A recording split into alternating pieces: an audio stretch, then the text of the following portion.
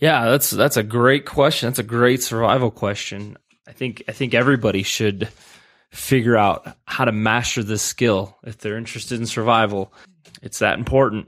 Hey there, Skilled Survival Alliance. Welcome back to another week and another podcast episode. This week, we're going to do something a little different. We're going to go do the second episode of AskJack.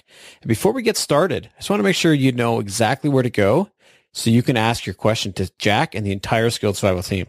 If you go to skilledsurvival.com/AskJack, that's skilledsurvival.com/AskJack, all one word at the end, AskJack, you can go and record your voice message or even a video message, and you can get your question in front of Jack and the entire Skilled Survival team, and you might get featured on the next episode of Ask Jack. So today, we've got a question from Skilled Survival Alliance member Chris. Now, Chris has asked Jack, hey, Jack, do you have any tips on how to navigate when you don't have a map? So I'd like to welcome Jack back to this episode of Ask Jack. Hey, Brent. Hey, how's it going? Doing good. Good. So, hey, Chris wants to know, how do you navigate when you don't have a map? Most of us today have a smartphone in our pocket, and we got a map everywhere we go. But there's lots of times when either the cell phone service goes down or you're out of cell range that you realize, hey, I'm lost and I didn't bring a map. So what do you do? How do you get around? Yeah, that's a great question. That's a great survival question. I think everybody should figure out how to master this skill if they're interested in survival. It's that important. So before I jump into the actual techniques that you can use to navigate without a map, and there are a couple, I want to just point out that really there's two types of people in the world when it comes to navigation. There's those who have this innate intuitive ability to kind of know where they're at in the world at all times. And then there's the people who don't have that. And I know both those types of people. And so do I. Yeah, they're polar opposites, right? Some people just get lost, going anywhere new, even though it's just a few blocks away from their house kind of thing, right? They just have no sense of direction. That's the term I've heard in the past. No sense of direction. And then there's other people who may have never been somewhere before, and they can find their way out of there and get back to wherever they need to without any problems. And I think in our society today, it's becoming more problematic. People aren't practicing their navigation skills because they're relying on their GPS in their vehicles. They're relying on GPS in their phones, or, those are all maps or digital maps. So, if they're ever left in a world where they don't have that access, it's going to be more problematic going forward. Yeah, I totally agree. I mean, I'm even guilty of it, right? There's a place in my city that I go to on a, not often, but I've been there more than 5 or 6 times. And every time I go, I use my GPS on my phone. And it's like, why haven't I learned this? And the reason is because I get in the car, I turn the GPS on, and I listen to the turn-by-turn instructions, and I'm not picking up, or I'm not, getting any of that knowledge on, turn left here, turn left there. I'm not making any landmarks. I don't even know if it's east or west, right? So it's pretty bad. And with technology our smartphones are making us dumb. Yep, that's exactly right. But when it comes to wilderness, and this is where I think this question's coming from, is, being lost in the wilderness or trying to navigate through, terrain that's unfamiliar without a map, and especially without a compass. He's asking about maps mainly, but let's just say without a map or a compass, you really run the risk of what's called lateral drift. So what lateral drift is you feel like you're walking in a straight line. So you pick a point, a mile away, and you say, I'm going to head towards that point. But when you start heading towards it, you go down in a ravine or you lose sight of that point. The next thing you know, by the time you actually think you're getting near that point, you look up and you're 200 yards to the left or right of that point that you originally picked out. That's called lateral drift, and that's natural. People tend to do that. We have a hard time walking in a straight line if we don't have a visual item we're actually, walking straight towards. And so what happens in a wilderness survival scenario is people will feel like they're heading east, which they may feel like, hey, that's the direction I need to get back to, or that's the direction that's back to some kind of civilization or a road that they recall was to the east. Well, they start heading generally in the east, but they end up going in a really wide arc. And it could be even bad if people don't really have any situational awareness, or don't, maybe the sun's not readily available, so they can't tell their east from west very well. they could end up walking in a circle. And it's been known to happen. And that's really the worst case scenario, right? You walk in a circle, you basically got nowhere and you wasted all this time and energy, right? And then if you realize you just walked in a circle, that's a scary feeling, right? So those are all bad, and you don't want to do that. So that's why I recommend you should always have a compass with you. You should always have a compass with you, and it needs to be a working compass. You don't want a compass that's so cheap that it only works occasionally and you have to like flick the top of it to get the needle to move because it sticks and stuff like that. That's not the kind of compass you want. It doesn't have to be a big compass. It doesn't have to be a fancy, expensive compass, but it does need to work properly. So you need a working compass. And just a little side note, I had a friend whose grandfather had an interesting compass. It actually, instead of pointing north like a regular compass typically does, it actually pointed south. Interesting. Yeah. But the cool thing is he was able to use that compass because compasses, as long as the compass is not variably wrong, as long as it is consistently wrong, and this one pointed south, so it was consistent, he was able to use it. Because that's really all compasses do. It just points in the same direction. It always points north, right? So that's how you can get your bearings. So the way you'd use a compass without a map in a wilderness survival scenario is you basically use it to keep a straight heading, to avoid the lateral drift I was talking about earlier. Right. So let's say you were lost, but you knew that if you headed west, that there was a road, say you went hunting or you were out with friends and you got lost, you went off trail and you're just like, oh no, I don't really know where we're at. I know that west in general will take us back to a road that was heading north and south, right? And from there we can hitch a ride or do what we have to do and get out of this scenario. In that case, you want to find your general west heading. And then you want to pick out a location like a tree, or maybe there's a dip in a ridge line or whatever. And the best way to find these visual cues is to get up somewhere high. And that's a big mistake people make is they try to pick out a visual cue, but they're not up at a high level. So they can't pick one out it's at a good distance, right? So you need something far enough away that you're heading in the proper direction. So get up high, and once you're up high, pick out a specific location, and then you can use your compass to get your bearing. And what I mean by that is basically the way the compass works is which way's north, and compasses have a dial indicator that go around it. So you just need to take your dial indicator and move it with the compass pointed directly at the object that you want to walk towards. And when you do that, you should be able to put the device and then record what that angle is. Some compasses have what they call in the doghouse is a term that's used, where it has a couple lines on the face of the compass that when you turn the dial, it'll put that in the same location. And when you do that, you'll effectively have a bearing that you can continue to look at on your compass and know, anytime you look down at your compass that you're heading towards that object that you dialed in. So that's basically using your compass to get a very specific visual bearing, which is what you want to do. That's going to get you out of this scenario. Another tip is you should do leapfrogging. And I highly recommend doing leapfrogging. Basically what leapfrogging is in this scenario, you do everything the same. You get your compass out, you dial it in, and then you start walking. But one thing you got to be careful of is if you're continuously looking down at your compass, you're not looking where your feet are walking, and you could sprain an ankle. You could roll an ankle. You could, break a leg.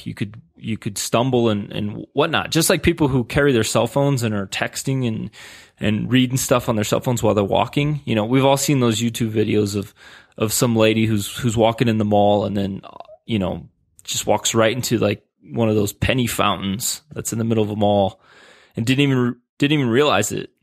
Have you seen some of these cities around the world that are making like walking lanes and then walking and texting lanes? Really? They're painting this on the sidewalk. So it's like if you're using your phone, you must walk in this lane. If you're not using your phone, you walk in the other lane. It's ridiculous. Yeah. I never heard of that. I can't believe it. I wouldn't believe it unless it was coming from you, Brent. Well, I'll send you a couple. You're always up on that kind of weird stuff. I'll send you a couple of the articles I've seen about it. Let's put that in the show notes. I'll even include them in the show notes for anyone else who's now interested about the walking and texting lanes. It's like bumpers for bowlers or something. They say the bowling ball can't go in the gutter. It's like makes me think of that. People with they're gonna put rubber bumpers on the side so you can walk with your cell phone and can just bump along from the left to the right. And, it's crazy. Yep. All right, back to leapfrogging. Basically, it's the same idea, and it's very, very simple. But basically, leapfrogging is where you pick a far-out object, you dial in your compass, but then before you head out, you pick an object that's in the same line, but it's much closer, right? Right. And so the idea is, walk to that first object, and then once you get to that first object, because if that first object's in view the entire time you're walking, then you don't need to look down at your compass, right? You can put your compass in your pocket, and you can walk to the first object, and you're in a straight line because that is in your line sight the entire time. Once you get to that first object, you pull your compass back out, you find your heading again, right? Because you establish that by dialing it in. So you pull your compass out, you rotate it, you get yourself lined up, and then you pick the next visual indicator that's, 400 yards out, 300 yards out. And then once you have that, you put the compass back in your pocket and you head to that one. And that's called leapfrogging. And you can do that all the way till you get to your far away dialed in ridge line or, whatever it was. And then once you get there, you could do it again. You could find another really far out distance that's the same angle or same direction that you were trying to head originally. This will keep you from any kind of lateral drift. The key about that is you won't walk in circles, and you will eventually get, if you had a sense of which direction will get you out of the scenario the fastest, it'll get you in that direction the fastest. So that's really what you want to do when it comes to navigating without a map and with a compass. If you don't have a compass, then you can do the same concept. You just got to be much, much more careful about the lateral drift scenario. So you might want to shorten your leapfrogs up even more. And the problem with it is when you get to your first leapfrog, then your next leapfrog, and then your next, waypoint on that, you could do lateral drift where if you can't see your far away point, and so you pick the first one and you get to the first one, and then when you go pick the next one, you're off by a couple degrees, and you pick the next one and you're off by a couple degrees. By the time you're 3-4 miles out to where you thought you'd come up on this far away point, you're way off. So what you need to do in that scenario is periodically you need to get up on high points, So you do 2 or 3 leapfrog waypoints, and then, once you're, let's say half mile, maybe even a mile, you get up on a high point and you see how far off you are, and you kind of reset your bearings and start anew. And that's not perfect. That's going to take a little more time, but it is what it is. You don't have a compass, so you work with what you have. And the last thing I'll say on this topic is that if you're in the mountains, in areas where there's really, really large objects that you can see from many viewpoints, that's going to help. If you use these techniques, it's going to be much easier to kind of find your direction if you kind of know which peaks you're going towards. And you don't need to know the names of the peaks necessarily, but you just need to know, hey, I'm going after that peak. I know that peak is the direction I need to go. If you're in a really flat area or dense forest, this becomes much more difficult. Right. You might have to find the highest point available, which, if it's really flat, that's going to be challenging. And you might have to climb a tree, find a tree that's climbable, shimmy up the thing, try and find a point that's a couple miles out, scurry back down it and then head that direction, and then kind of keep doing that all along the way. So, but, climbing trees is dangerous and it takes a lot of energy. So you just got to be really careful with that. But, it may be your best bet as opposed to walking in circles. One recommendation, if you find yourself lost, is to really, before you take any rash moves, and this goes for any survival scenario, is to sit down and really think about what's going on. Unless the weather's dropping and you're wet and you're in a situation, and in that situation, you don't really want to be wandering anyway. You're going to want to hunker down, wait out the storm or wait out the cold and start anew the following day when things are a little safer for you. But, before you start just running or walking fast because you're scared, right? Your heart rate will get up and you'll get scared. Being lost is a scary feeling. I think we've all been there at some point in our lives where we were lost. Have you, Brant? Do you recall a time when you were like frozen in fear or had this anxiety because you didn't know where you were? Yeah, definitely. Been out hiking in Hawaii. I was in Hawaii and hiking with some buddies and we were walking up and it started pouring rain. And we were halfway up the hike and somebody said, oh, if you cross the river and go the other way, there's less mud. So we did that. So we had this river crossing and on the way down, our group got separated. There was, I think, 5 of us and 3 kind of got ahead and it was, my brother and I, we were kind of lagging behind a little bit. And we kept saying, we know we got to cross the river at some point. We know we got to cross the river at some point. And everything just looked the same, right? Do we cross here? Have we passed it? We missed it.